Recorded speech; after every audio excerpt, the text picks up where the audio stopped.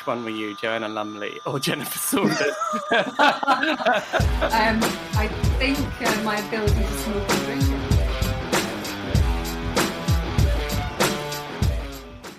Welcome to episode 8 of Rockstar CMO FM. The M is for marketing, the F, well, you decide, as this is yet another effing marketing podcast. I'm your host, Ian Truscott, founding editor of RockstarCMO.com and chief bottle washer of B2B content marketing agency Aprip Bingo. This episode was recorded on Friday the 1st of May. We are deep in lockdown at the Rockstar CMO penthouse, and we hope you and yours are safe, and thank you for choosing to isolate with us. This week I have two things to discuss. The first is we have a brand new issue of Rockstar CMO just dropped today, and later I chat to Jenni Young, CMO of contactless payment solution Tapit. A splendid conversation that I think you'll enjoy with a marketer that went from auditor to AbFab to fintech marketing leader.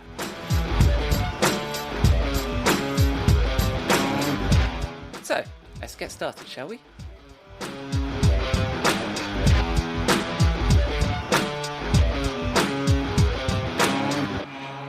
Before we get to Jenni, I just want to mention the latest issue of Rockstar CMO.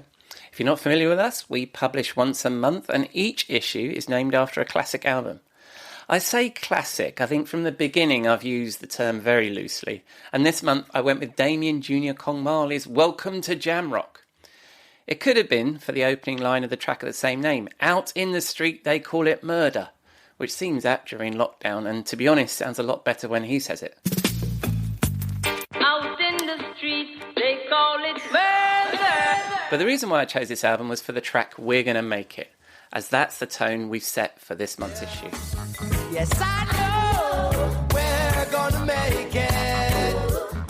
As usual, we have some splendid articles and advice from almost a dozen Rockstar marketers and all the usual shenanigans, including me throwing Alec Baldwin in the Rockstar CMO swimming pool. If you've been listening to this podcast, you'll know why, but worth a read. We also go backstage with John Howe Marshall, CMO of Split Media, the developers behind the app XSplit, which enables 13 million gamers to create content. And in the absence of live sports and with gamers becoming the celebrities of this new media age, I wanted to find out more and see what it makes this marketer tick. It's an interesting interview, and maybe, hopefully, John will join me on this podcast for a future episode and we can dig into that. So that's the latest episode of Rockstar CMO. I hope you'll check it out on rockstarcmo.com and click on the latest issue.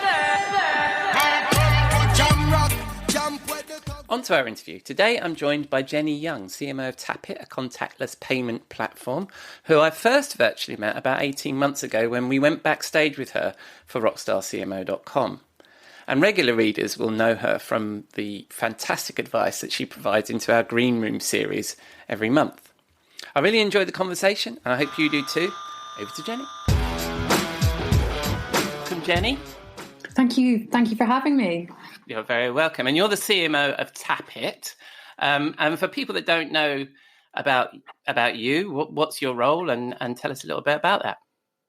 Well, I'm very fortunate to be part of such a great organisation. I am the CMO, which means that I have responsibility for the marketing, the brand, the comms, and anything else people need a bit of help with across every territory we work in. So that's from the Middle East through to Europe and through to North America and beyond. So I am very fortunate. The organisation Tapit, it is a cashless payment and data ecosystem provider. So basically we do mobile payments and RFID technologies that help events and event organisers and venues kind of unlock real data from their fans. And we make events better. We make fans experience better because we cut down queues, and especially at the moment, we provide sort of cashless payment opportunities, which, to be honest, are quite pertinent in this current climate. Absolutely.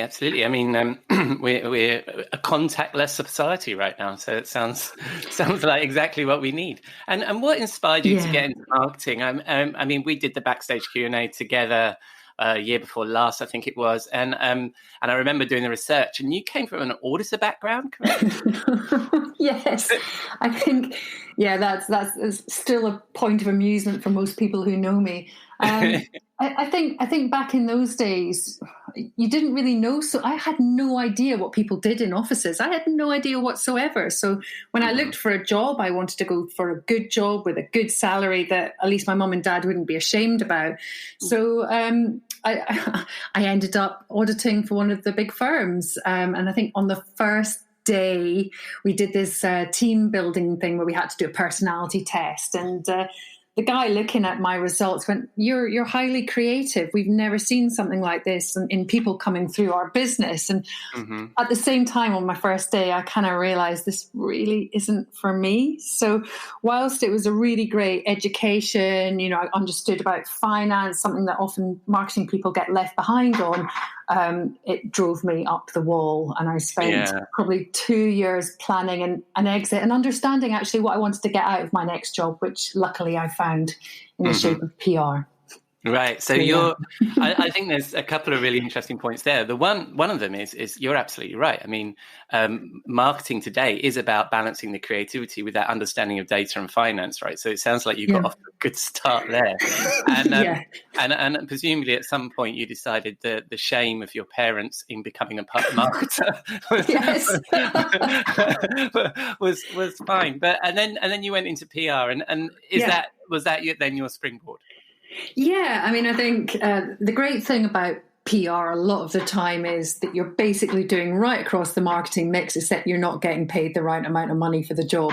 So in my very first role, yes, I got to manage events, I got to do comms, I got to even book ads, plan ads, write copy. I really got involved with everything, which gave me a really sort of strong base, although I was still sort of masquerading under the guise of some PR fab caricature. And were you client side or agency side at that point?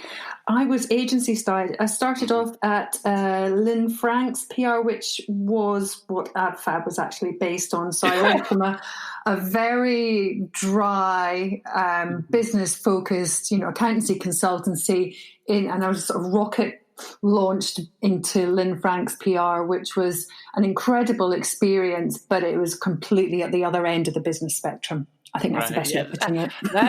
I mean, I will include a link to Absolutely Fabulous in the show notes for anybody who's not familiar with it, perhaps not from the UK. But and that two questions spring to mind immediately from that. One is, which one were you, Joanna Lumley or Jennifer Saunders? I think my ability to smoke and drink at that time meant I was like firmly in the centre, although my clothes taste was slightly better.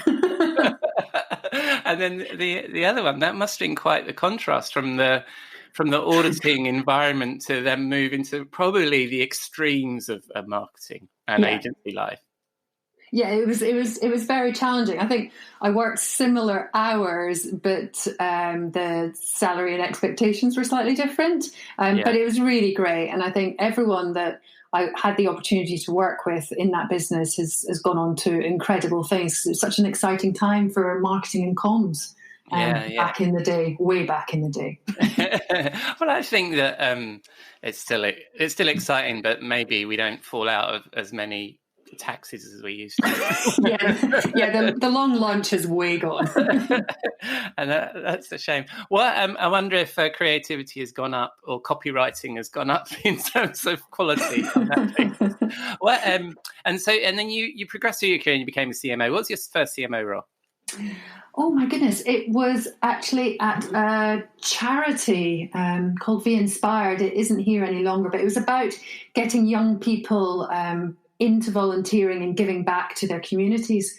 So it was really nice to go from before that I'd worked in a sort of very hardcore live entertainment environment, and it was great to be able to go from there to somewhere where I could use my sort of youth marketing experience, but use it for sort of social good.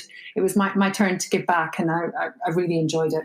Nice. Was there still the voice of pride from your parents in the background there? Do you know what? My parents, they don't really understand what I do. They never have. And the only time they've been happy about it was when I managed to get them free tickets to Status Quo.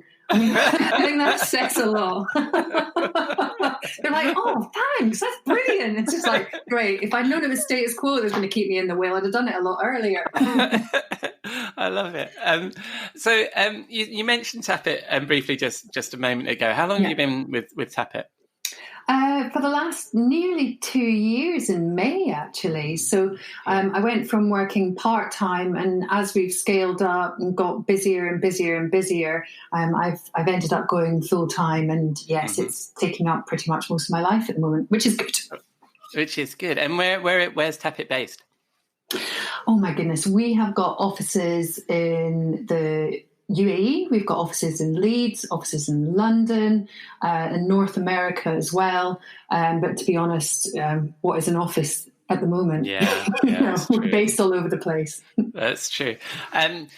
We did. I mentioned earlier on we did this Backstage Q&A. I think 18 months ago. I think you were one of the early ones. We've been running for 2 years, so you were one of our early ones. I won't make any comments about that. No, please don't. No, we knew exactly what we were doing when we started.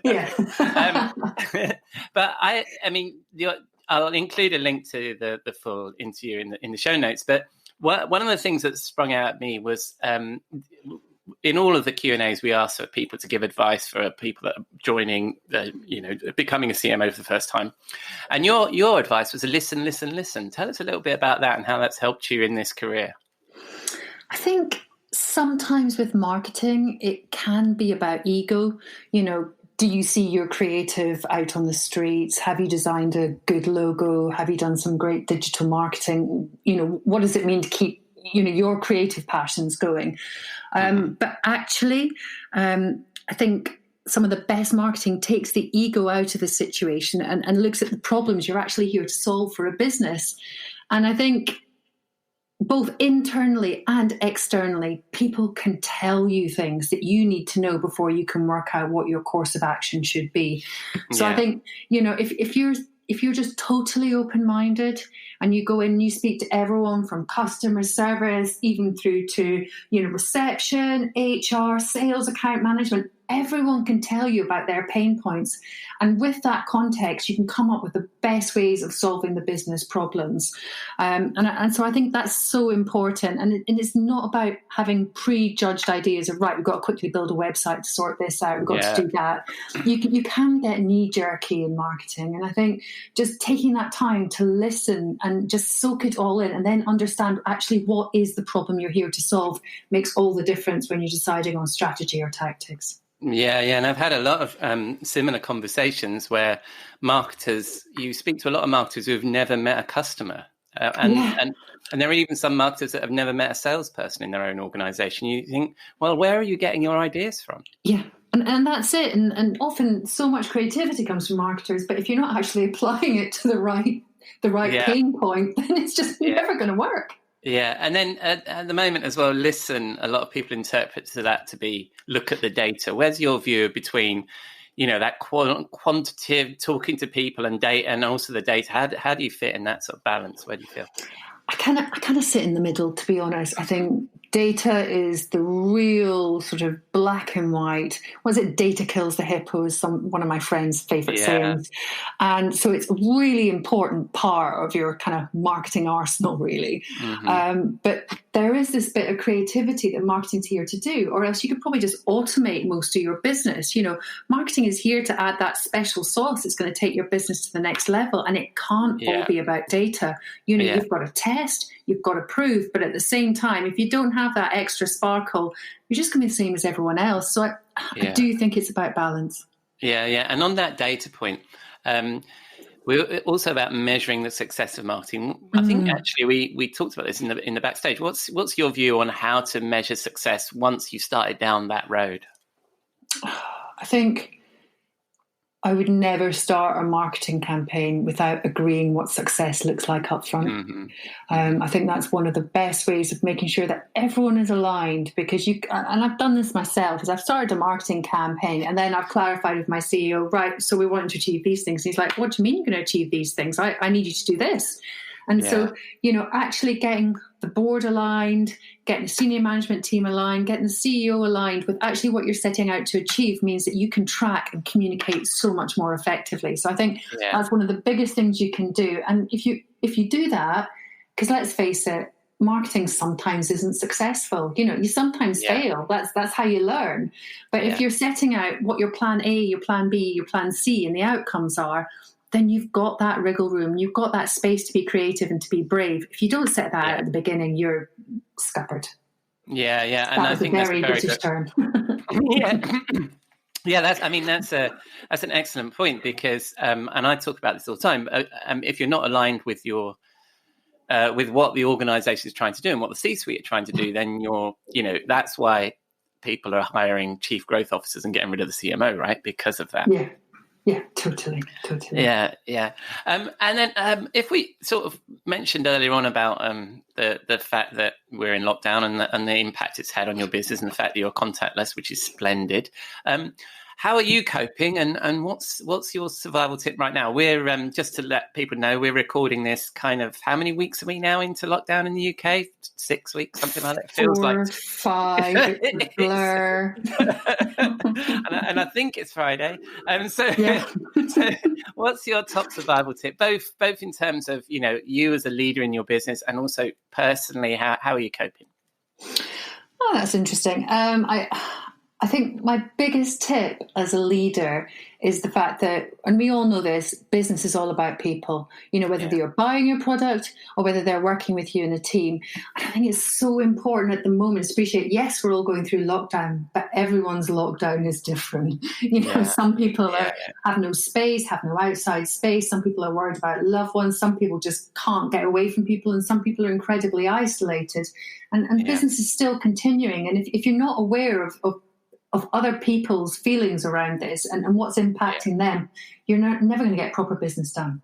So I think that's a huge, big thing. And, you can never be too conscious of that. So that's probably my tip around business. What am I doing to keep myself sane? Do you know what? And this will probably only apply to roughly half the listeners on this podcast, is the fact that every day I'm getting up and I'm getting properly dressed for work. I mean, I've never done the parasuit thing, but I'm making sure that on my days of the week, I'm properly getting dressed. And then my weekends, I'm properly slobbing out. And that just gives me a little bit of structure. Yeah. It's about, sort of 10 minutes more time to get that done. And I feel actually like I'm working. Yeah, that's interesting because I think a lot of people have been choosing their own way with that, with getting dressed and stuff. But actually, I was talking to Rachel Miller, who's head of influencer marketing at SAP in a previous podcast episode, and we had this joke about whether we would wearing pants or not. Probably gone too far with that one. Yeah. But I think it's been interesting because I've seen on LinkedIn former colleagues that have taken photographs themselves by their home office desk, dressed sharp, and then other people are talking about how when they emerge from this, finally they're going to look like they were on Castaway, so they're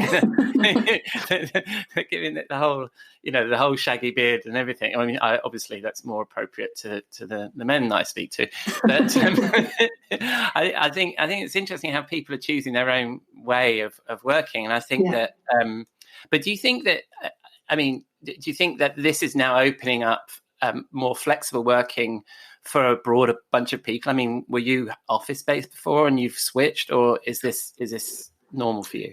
I've always been quite fortunate in that for the last while I've worked from home a fair bit, but then I've also travelled quite a bit. So having that travel and that working from home has helped me sort of balance my home life. Yeah.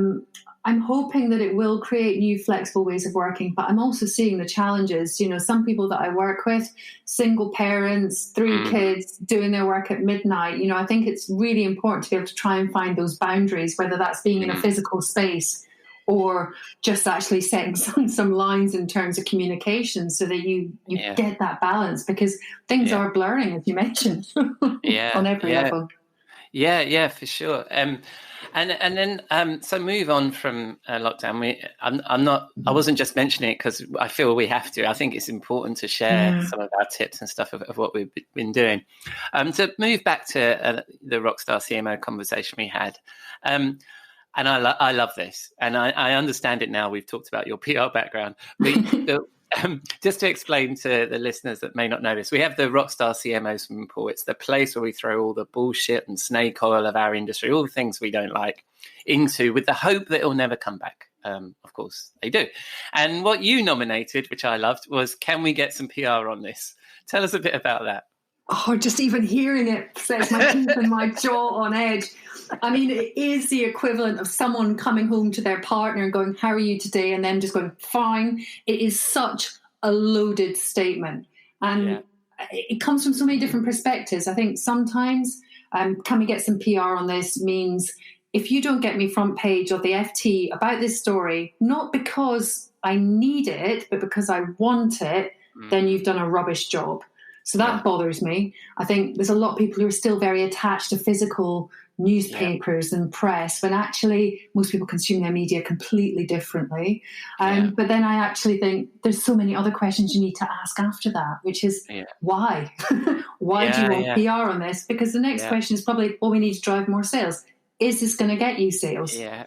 Probably not. Is a targeted digital campaign going to do it? So I think, it's about really asking those next questions rather than going, right, straight away. I love it. And I was going to mention why when you were talking about listen, because exactly what you were saying about data trumps the hippo in that why often it can kill that conversation straight away. If you've got the balls as a senior marketer to turn to the C-suite that said to you, "Can we get some PR on this?" and you say, "Why?" then you're gonna be in good shape. And I completely agree with you. And it's also something that marketers get trapped into sometimes, in that you end up marketing to your own C-suite. Yes. Yeah, that's it. I mean, I will tell you a couple of stories of where, I once had to book some outdoor media, not because it was going to drive business, but it was because so a CEO could see it. Yeah. And a lot of, as I said, marketing is about ego, and it's not just about marketeers' egos, it's often about business egos. And, as somebody who's passionate about driving a business, you've got to take that out of it. Yeah. I actually, I was thinking the same thing just a minute ago. It was, I'm sorry, I get too enthusiastic about some of these things. And I also wish I could remember the references and where I get these things from. But I was reading a book about there was an agency that actually did that. They posted billboards knowing the route that their client took to the office, and then the client was like, "We're everywhere." Yes, and I think whether that story is true or not, I think it's so. I've seen that so much. I recently was actually working with a software company, and the CEO was saying, "But I don't see our pay-per-click ads."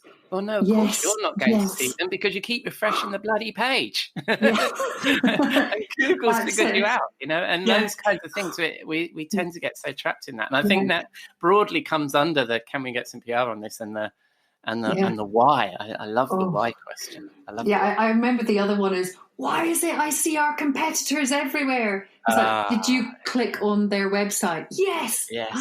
Dodgy marketing. They're wasting their clicks on you. Just enjoy it. Help yourself. You go for it. Keep clicking. Where just on that, and I just wondered what your opinion on this. When it comes to targeting your competitors with keywords and stuff, maybe you don't want to share it, but I don't think that's a particularly wise move. What do you think? I'm not a fan of it. I think marketing for me is about integrity. I think as soon as you start getting involved in these, I've seen click wars before, and it's never pretty, and you just end up wasting money. If you can focus on your brand and what you can do for a customer, doesn't matter who clicks on what. I always don't like it. I always think of it like, if two people are going through a divorce, the person that wins is often the lawyer, and lawyer. Totally. Whereas in this environment, who wins? Google wins. That's absolutely it.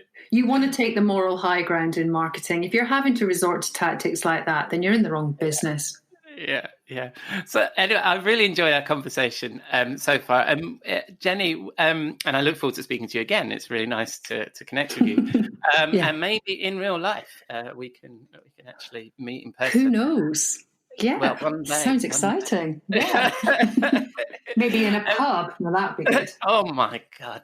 And I actually posted on Facebook that I think we're going to be in some kind of Hogarth painting when this all comes out. You know, I don't know if you're familiar with Gin Lane. It's just like a 17th century portrait of all of it. Yeah, British pretty people much.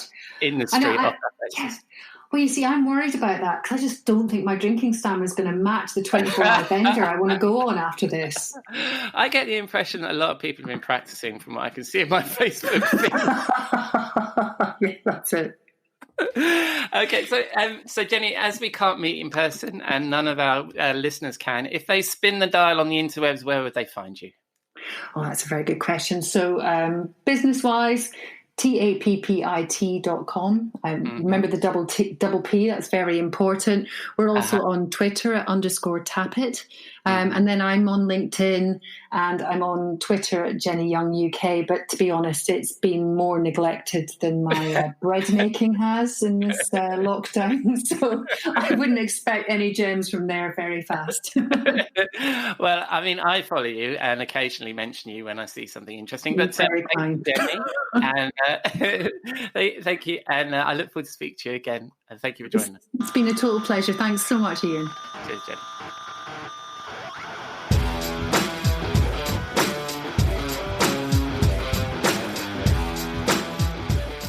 So that's it, episode 8 in the can and ready to be pressed and slotted into the podcasting jukebox of your choice.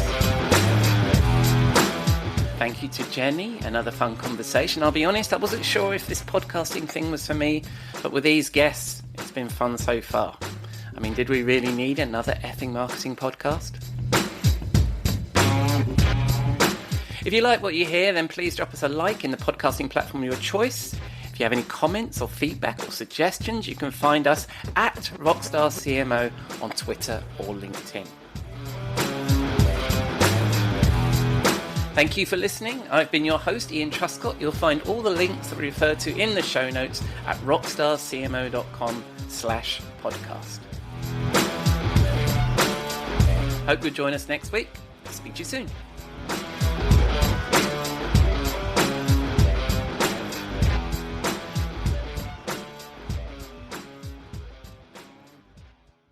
You may know you're listening to this show along the Marketing Podcast Network, but did you know there are other great shows on MPN to help your business? Christy Heiler hosts a fantastic podcast called Own It. Christy, tell us more about the show. Own It is all about celebrating women and non-binary advertising agency owners. We talk about buying out of the boys' club of advertising because less than 1% of ad agencies are owned by women. And where can people subscribe? You can find the podcast at untilyouownit.com. We're also on the Marketing Podcast Network at marketingpodcast.net. And of course, you can subscribe wherever you get your podcasts. You heard her. Go subscribe. This podcast is heard along the Marketing Podcast Network. For more great marketing podcasts, visit marketingpodcasts.net.